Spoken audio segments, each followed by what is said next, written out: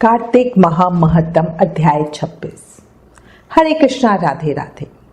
कल हमने कार्तिक महामहत्तम के अध्याय 25 में कृष्णा और वेणी नदी की उत्पत्ति की बहुत सुंदर कथा को सुना था। आज हम कार्तिक महामहत्तम के इस अध्याय में गोपा अष्टमी के विषय में जानेंगे।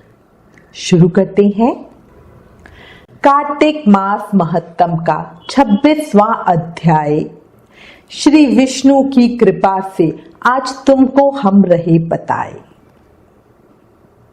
इतनी कथा सुनकर राजा पृथु बोले, हे नारद जी, कृपया करके कार्तिक शुक्ल अष्टमी, जिसको गोपाष्टमी भी कहते हैं, उसका महत्तम सुनाए। नारद जी कहने लगे, हे राजन, बाल्यावस्था में भगवान कृष्ण ने कार्तिक शुक्ल अष्टमी से ही कौओं को चराने हेतु जंगल में जाना प्रारंभ किया था।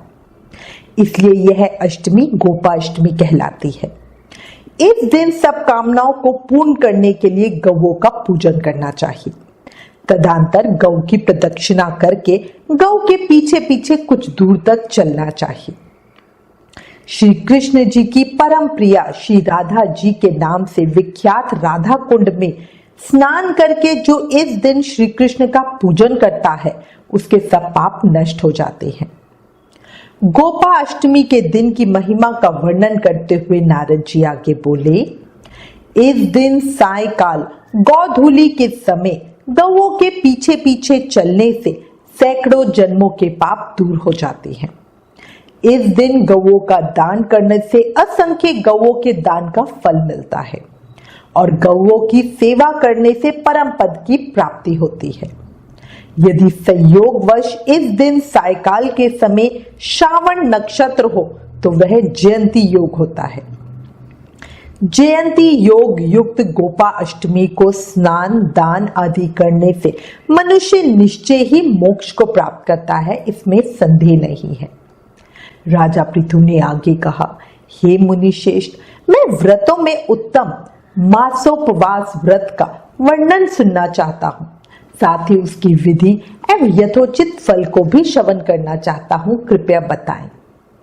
नारद जी बोले, हे राजन, तुमने जो कुछ पूछा है वह सब मैं तुम्हें बताता हूँ। जैसे देवताओं में भगवान विष्णु, तपने वालों में सूर्य, पर्वतों में मेरु, पंछियों में गरुण, तीर्थों में गंगा श्रेष्ठ है, उसी प्रकार सब व्रतों में मासोपवास व्रत श्रेष्ठ व्रत माना गया है। संपूर्ण व्रतों से, संपूर्ण तीर्थों से तथा सब प्रकार के दानों से जो पुण्य प्राप्त होता है, वह सब मासोपवास व्रत करने वाले को मिल जाता है। जो मनुष्य भगवान वासुदेव की पूजा करके कार्तिक मास भर उपवास करता है, वह मोक्ष फल का भागी होता है।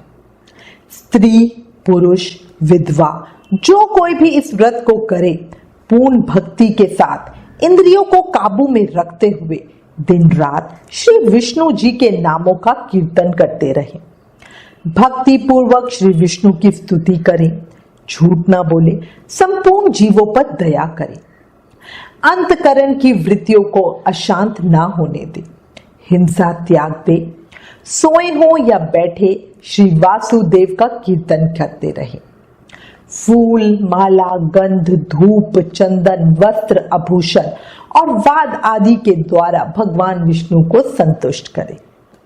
चंदन मिश्रित तीर्थ के जल से भक्ति पूर्वक भगवान को स्नान कराएं। इस प्रकार मासोपवास पूर्वक जनार्दन की पूजा करके ब्राह्मणों को भोजन कराने से मनुष्य विष्णु लोक में प्रतिष्ठित होता है। व्रत समापन में ब्राह्मण को भोजन कराने के बाद हाथ जोड़कर प्रार्थना करते हुए कहें, हे द्विजश्रेष्ठ, इस व्रत में जो कोई भी कार्य मंत्रहीन, क्रियाहीन और सब प्रकार के साधनों और विधियों से हीन हो, वह सब आप लोगों के वचन और प्रसाद से परिपूर्ण हो जाए। कार्तिक मास महत्तम के अध्याय 26 का विराम। कल कार्तिक महत्तम के अगले अध्याय को सुनेंगे। तब तक नाम जाप करते रहें और याद रखें, कलयुग केवल नाम आधारा। प्रेम से, मन से, भाव से, हर सांस के साथ बोले, हरे कृष्ण कृष्ण कृष्ण हरे हरे, हरे राम राम राम हरे हरे। जय श्री कृष्ण।